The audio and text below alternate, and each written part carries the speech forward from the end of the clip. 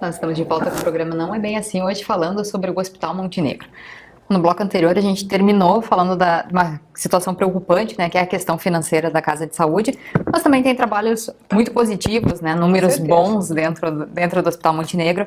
E um dos trabalhos bem bacanas, eu até diria assim, da Casa de Saúde é a questão dos hospitalistas, né? Que grupo é esse? Que trabalho que eles fazem, assim, para quem não conhece aí? Olha, em realidade é a clínica médica no andar, né? Nós temos 52 leitos clínicos, né? Mais leitos cirúrgicos, enfim, leitos de maternidade, pediatria, mas os 52 leitos cirúrgicos, que a gente tem aí no último período uma ocupação em torno de 90%, eles são manejados por uma equipe de 5 médicos, que passam entre 10 e 12 horas por dia no hospital, se revezando, obviamente, para fazer o atendimento clínico desses pacientes, para fazer investigação, para dar o atendimento, para prescrever, para curar os pacientes. Em realidade é isso, para curar os pacientes. No Hospital Montenegro não funciona aquela questão do médico internar, e aí então uma hora ele vai lá e vê o paciente e tal. Não. Quando ele é uma internação clínica, ele é visto por esse grupo de profissionais, que inclusive é o escopo do projeto, assim, o objetivo do projeto, ele é baseado nos médicos hospitalistas que existem há mais de 15 anos, cerca de 15 a 20 anos nos Estados Unidos, né, nos Estados Unidos da América, que tem um nível de tecnologia, de atendimento médico muito elevado. Então é um projeto que veio de lá. A gente não tem muito conhecimento aqui no Rio Grande do Sul de uma equipe que cuida da internação, que inclusive faz levantamento de dados. Hoje a gente tem o levantamento de dados. Por exemplo, nós sabemos que o maior contingente de pessoas que internam no Hospital Montenegro é do interior do município de Montenegro, e o segundo contingente é o do centro, né? Nós, por exemplo, há 3 anos atrás, 3 anos e alguma coisa, quando eles começaram, o que mais acontecia em óbito eram as pneumonias, né, as doenças respiratórias. E segundo, terceiro e quarto, doenças assim, né, urinárias e vascular e tal. Hoje continua as respiratórias, mas o segundo índice de morte no Hospital Montenegro é por CA, é por câncer. Hoje, nós temos um score que marca o Charlson, que é vários itens que compõem a patologia daquele doente. A partir do score lá que é determinado, o que é a mais de 3 são pacientes muito graves que deveriam, inclusive, estar em hospitais terciários. GHC, hospitais de clínicas, né, hospitais maiores, com mais nível de definição. Nós, no ano de 2014, nós tivemos 25% dos nossos pacientes com Charlson maior de 3. Em 2015, 40%. Né? E como é que a gente maneja isso? E por que a gente não transfere? Por que a gente consegue ter um bom nível de salvação das pessoas, digamos assim, né, num termo bem chulo?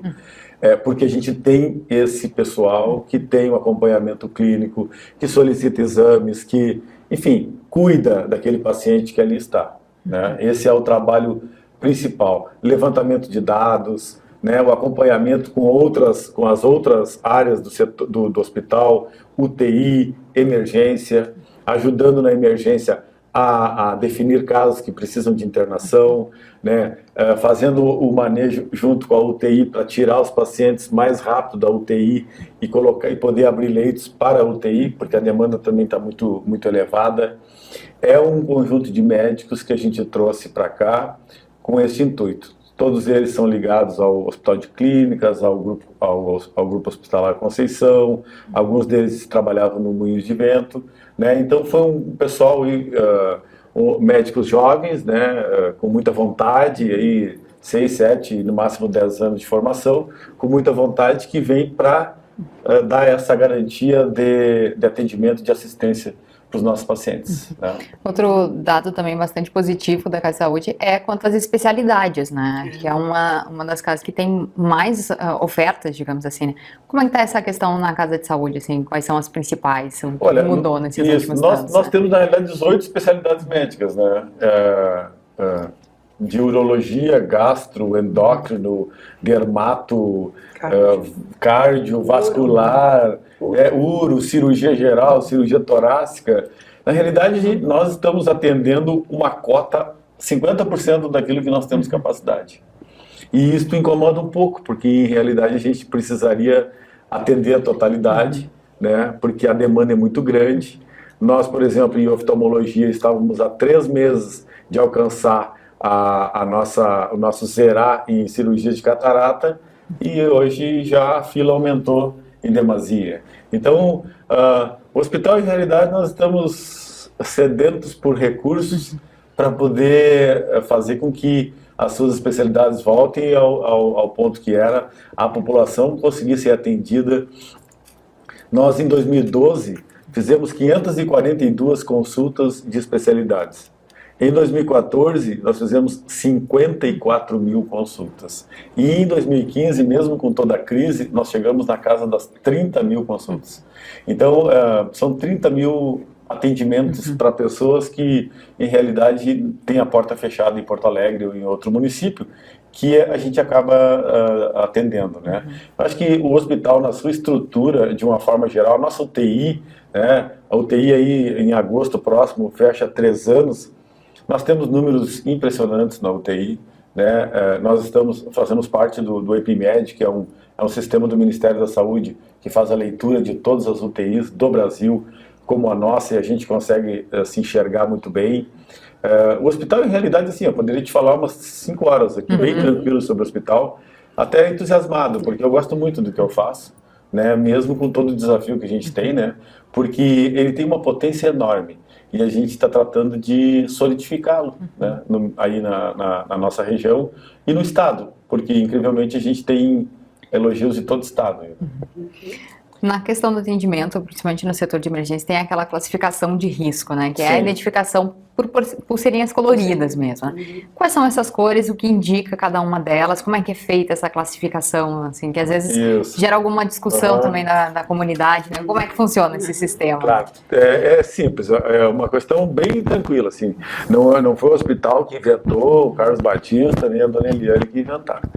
A classificação de risco que nós temos do Ministério da Saúde, ela está incutida dentro do nosso contrato, dentro das atribuições que nós temos, né? Porque na medida em que o hospital se tornou 100% SUS, ele é uma referência também para o Ministério da Saúde, e nós somos regidos por várias portarias. O que é a classificação de risco? É uma forma de atendimento, né, mais trabalhando a questão da urgência, né? O vermelho é urgência, é risco de morte iminente se não houver manejo. Risco de morte, a pessoa pode morrer a qualquer momento, então ela é classificada como vermelha. O amarelo é emergência, né?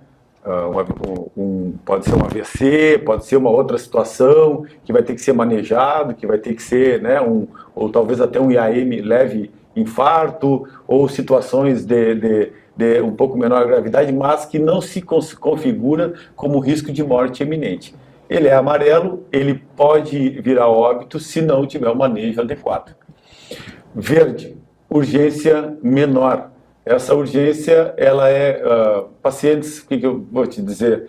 Paciente com uma dor abdominal alguns dias, ou uma dor de cabeça, né? Pacientes que tranquilamente seriam atendidos, né, e encaminhados, talvez precise de algum outro exame, um exame de sangue para acompanhamento, alguma coisa assim. E os azuis, esses não deveriam nem estar no hospital, eles deveriam estar na atenção básica, né? E nós lá fazemos isso. Quem faz o acolhimento é uma técnica e uma enfermeira.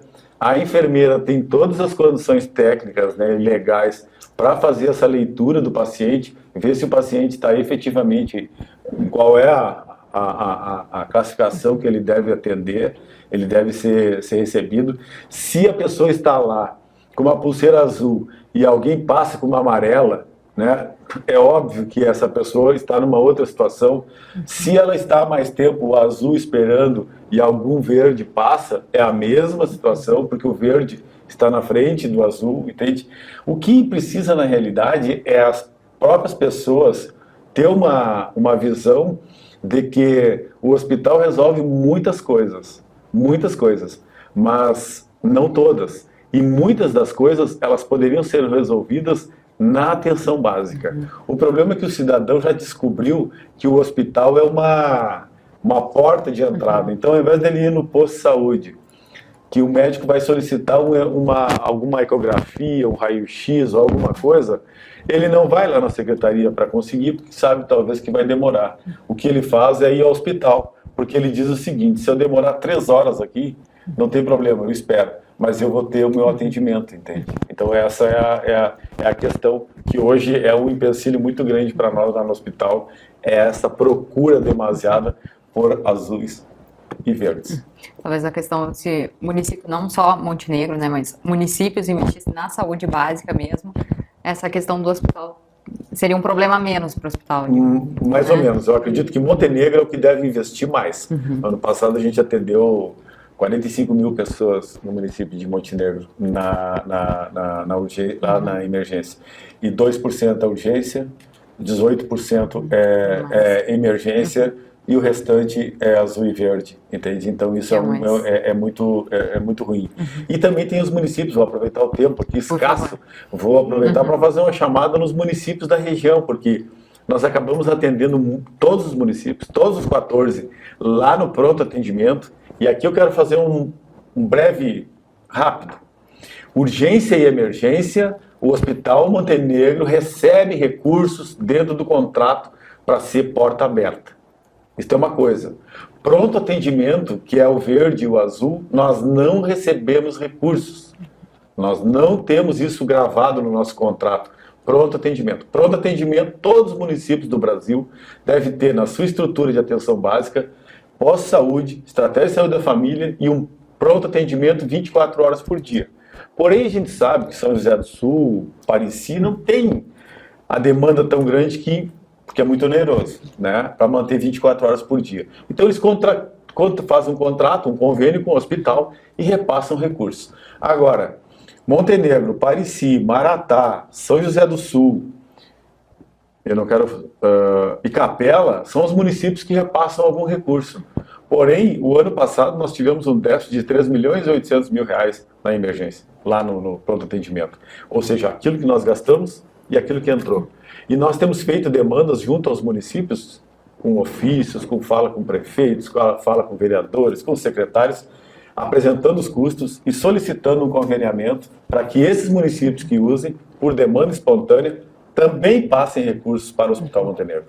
Triunfo, por exemplo, vou dar um exemplo mais clássico. Triunfo, quarto PIB do Brasil, do Estado, um orçamento de 270 milhões de reais, 25 mil habitantes. Faz uma conta para ver quanto é por habitante.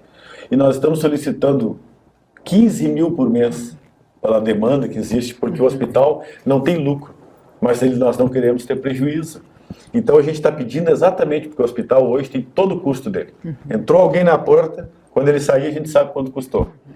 Nós apresentamos as planilhas e o município sequer nos recebeu. Então, ou os municípios aqui da região também nos ajudam, a gente sabe da situação financeira, todo mundo fala em dinheiro, mas é uma questão de prioridade, né? Porque o cidadão sem saúde não faz nada. Então, fazemos um apelo aqui por essa canal de comunicação para que os municípios ajudem o hospital. Ninguém está pedindo ali aportes em demasia. Estamos pedindo aquilo que custa, né? E isso para nós é muito importante, não só agora no momento de crise, mas em todos os momentos, né? A gente precisa que os municípios nos ajudem nesse financiamento ao atendimento.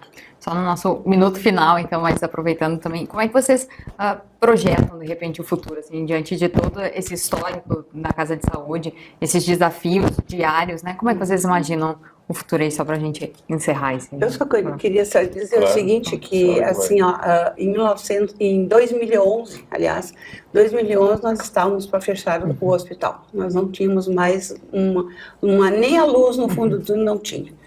E até a gente fala sempre, aquela luz no fundo de repente pode ser o trem que vai nos atropelar. E nós então resolvemos, uma pessoa veio e nos ofereceu os préstimos, o trabalho do seu Carlos. E aí nós estávamos pensando assim, nós não conhecíamos, não sabíamos como é que ia acontecer, mas a gente apoiou essa pessoa que nos deu essa dica, né, para a gente colocar o seu Carlos lá. E o seu Carlos veio e nos trouxe essas maravilhas que hoje nós temos. Inclusive o ProSUS também foi uma coisa muito boa, que a gente também teve problemas de aderir ao ProSUS, que a gente não sabia o que ia acontecer. Então, o Conselho Municipal de Saúde foi o único que nos apoiou por escrito, que nós fizéssemos entrássemos no ProSUS, né? Então, eu gostaria de deixar claro que o seu Carlos chegou lá como um administrador com ideias novas e com a vontade de trabalhar, e ele não fica sentado, ele levanta, ele vai atrás, ele procura saber o que é melhor para o hospital. E eu não poderia deixar de dar esse elogio para o nosso administrador por tudo que ele fez por nós, né? Senão, de repente, a gente hoje não estaria de portas abertas, né? E nós temos um lema: viver para servir, eis a nossa missão. Então, nós estamos lá vivendo para servir, nós somos voluntárias, nós não recebemos nada por isso, né? Quer dizer, é o amor à causa mesmo, ao nosso próximo, né? É o nosso lema maior. E o seu Carlos está também nesse caminho de viver para servir. Então, estamos bem cruzados, sempre de acordo com as ideias que surgem e sempre para o bem do próximo e bem dos montenegrinos, né? E de toda a região, que nós temos 170 mil pessoas que nós podemos atender, né? Que fazem parte da nossa região. Da região toda. Então, é isso que eu queria deixar bem claro. E nós lá não temos partido também, nós temos, a nossa bandeira é branca, é a bandeira da saúde. Então, todas as pessoas, seja o partido que for, cor que for, credo que for, nós sempre estaremos recolhendo essa pessoa, fazendo bem ao próximo, fazendo bem a ela né, e a todas as pessoas que precisam do hospital. Perfeito, então. Muitos anos ainda de trabalho aí, de saúde, né? Com certeza. Muito obrigada pela presença de vocês aqui no programa, então. Tá bom, então. Eu que agradeço. O programa Não É Bem Assim de hoje, então fica por aqui. A gente se vê na próxima terça-feira.